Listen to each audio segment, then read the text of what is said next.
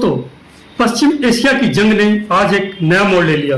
Israel और Iran के बीच छिड़ी जंग अचानक से थम गई और इसकी वजह बने डोनाल्ड ट्रंप। जी हाँ, वही ट्रंप जो अमेरिका को फिर से राष्ट्रपति बनने की तैयारी कर रहे हैं, लेकिन इस बार वो व्हाइट हाउस से नहीं बल्कि सीधा जंग के मैदान से दुनिया के सबसे बड़े खिलाड़ी बनकर उभरे हैं। ट्रंप ने इजराइल को साफ शब्दों में कह दिया है, अब और बम मत गिराओ, ईरान की ताकत खत्म हो चुकी है। पर दोस्तों, सवाल यह है, क्या वाकई ईरान की ताकत खत्म हो गई है या ट्रंप कोई बड़ी चाल चल रहे हैं? बीते 10 दिनों से ईरान और इजराइल के बीच मिसाइलों की बारिश हो रही है। ईरान ने दर्जनों ड्रोन और मिसाइल इजराइल पर दागे तो इजराइल ने ईरान के न्यूक्लियर ठिकानों को टारगेट किया। पूरा मिडिल ईस्ट धड़क रहा था, लेकिन तभी अचानक अमेरिका के राष्ट्रपति ट्रंप ने बयान दे दिया, ईरान अब कमजोर हो चुका है, इजराइल को आगे हमला नहीं करना चाहिए। दोस्तों, अब जरा ट्रंप की चाल समझिए।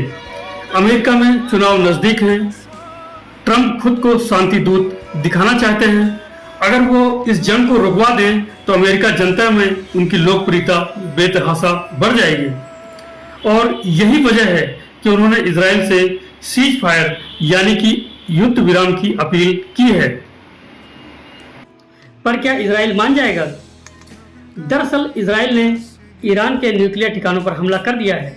कई टॉप मिलिट्री जनरल्स कमांडर्स मारे गए हैं, लेकिन इजराइल जानता है अगर जंग लंबी चली तो हिजबुल्ला और हौती जैसे ग्रुप भी मैदान में उतर जाएंगे और इजराइल 2 मोर्चों पर लड़ाई नहीं चाहता है।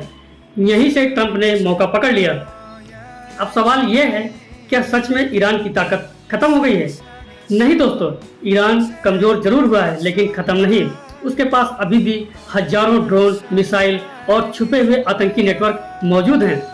लेकिन ईरान फिलहाल रुक गया है क्योंकि उसे पता है अगर जंग अभी जारी रही तो अंदरूनी हालात और भी खराब हो जाएंगे। तो अब हम समझने की कोशिश करते हैं असली खेल क्या है।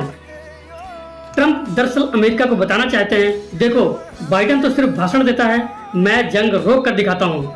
अगर ट्रंप ये कामयाबी हासिल कर लेते हैं तो नवंबर के चुनाव में उनकी राह आसान हो जाएगी। लेकिन दोस्तों, यह भी सच है कि मिडिल ईस्ट में जंग पूरी तरह खत्म नहीं होती, ये तो बस एक नया अध्याय शुरू हुआ है।